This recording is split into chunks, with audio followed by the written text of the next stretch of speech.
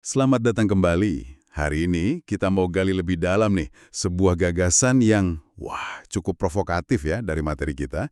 Mungkinkah ada sebuah formula gitu untuk mencapai hal-hal yang rasanya mustahil?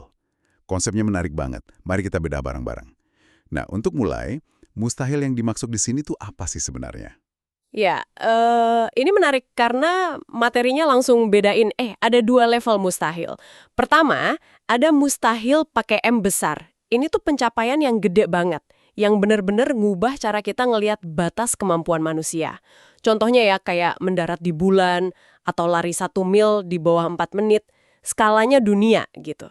Oke, itu mustahil yang ya mengubah sejarah lah ya. Terus jenis yang kedua apa? Yang kedua, itu mustahil pakai M kecil. Nah, ini sifatnya jauh lebih personal.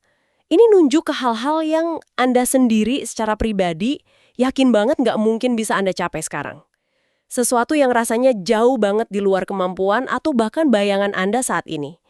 Penulisnya sendiri kasih contoh gimana dulu dia ngerasa jadi penulis itu ya mustahil pribadinya dia. Wah, menarik ini. Jadi fokusnya nggak cuma pencapaian yang wah banget, tapi juga soal lompatan keyakinan sama kemampuan diri sendiri ya. Penulisnya ini kayaknya dapat ide pas ngeliput atlet olahraga ekstrim gitu kan. Dia lihat mereka melakukan aksi-aksi yang beberapa tahun sebelumnya itu dianggap nggak mungkin secara fisik. Kayak naklukin ombak segede gedung gitu. Tiba-tiba bisa puluhan meter, cepet banget perubahannya. Nah, pengamatan itu ditambah lagi sama ingatan masa kecilnya soal trik sulap adeknya. Trik sederhana aja, bola spons yang hilang. Itu kayak bikin dia klik gitu. Kalau adeknya bukan penyihir beneran, ya pasti ada penjelasannya dong. Ada caranya, ada mekanismenya di balik sesuatu yang kelihatan ajaib atau nggak mungkin. Dari situ muncul gagasan, pencapaian luar biasa itu bukan sihir, tapi hasil dari sebuah yaitu tadi, formula. Sesuatu yang bisa dipelajari.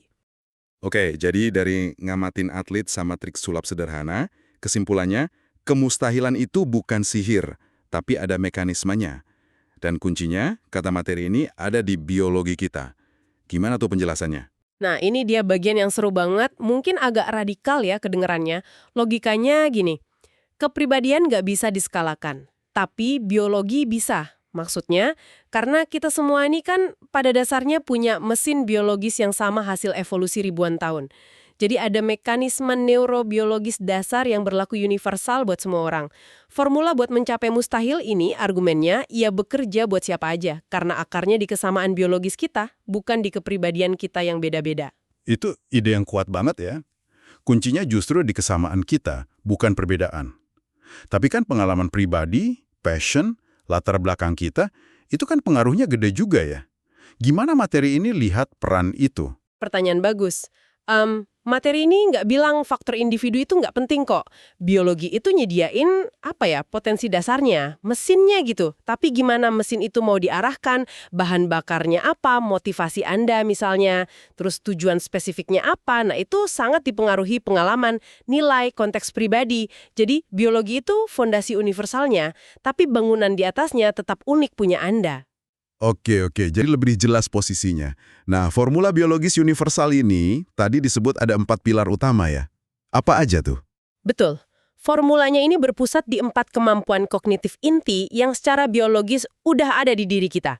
Motivasi, pembelajaran, kreativitas, sama flow. Masing-masing punya peran penting. Coba kita kupas sedikit deh. Motivasi, maksudnya di sini gimana? Motivasi di sini bukan cuma sekedar pengen gitu ya. Secara biologis, ini nyambung ke sistem kimia otak kayak dopamin yang dorong kita buat cari hadiah, ambil resiko, hadapi tantangan. Ini kayak bahan bakar awalnya gitu loh, yang bikin Anda gerak, ngejar mustahil itu. Oke, bahan bakarnya. Terus, pembelajaran. Pembelajaran di sini lebih ke soal gimana kita bisa dapetin skill baru dengan cepat dan efektif.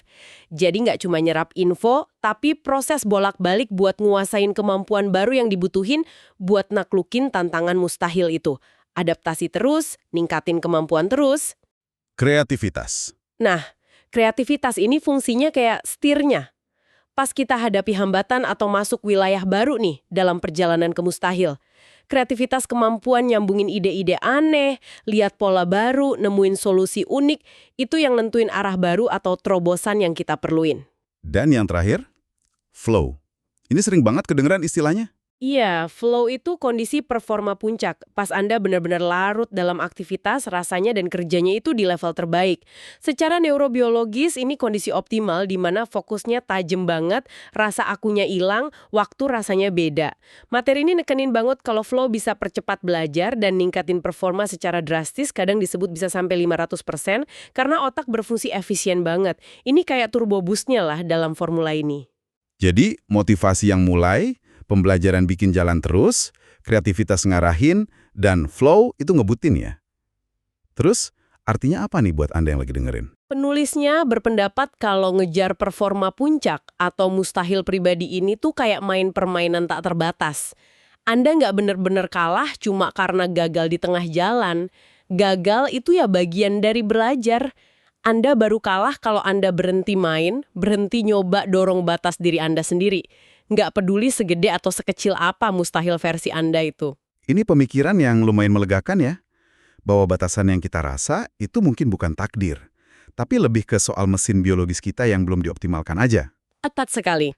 Intinya sih, ini pengingat kalau kita semua punya kapasitas yang jauh lebih gede dari yang sering kita sadari. Potensi yang kekunci itu seringnya baru keluar pas kita berani nantang batas yang kita yakini ada. Mencoba melakukan yang mustahil, yaitu satu-satunya cara buat benar-benar tahu batas kemampuan kita yang sebenarnya. Berdasarkan semua obrolan kita dari materi ini ada satu pemikiran penutup nih, buat Anda renungkan. Kalau perangkat biologis berupa motivasi, pembelajaran, kreativitas, dan flow ini emang warisan evolusi yang udah ada di kita semua, kemustahilan apa? Besar atau kecil? Yang mungkin Anda pengen mulai jajaki potensinya hari ini, pakai formula ini.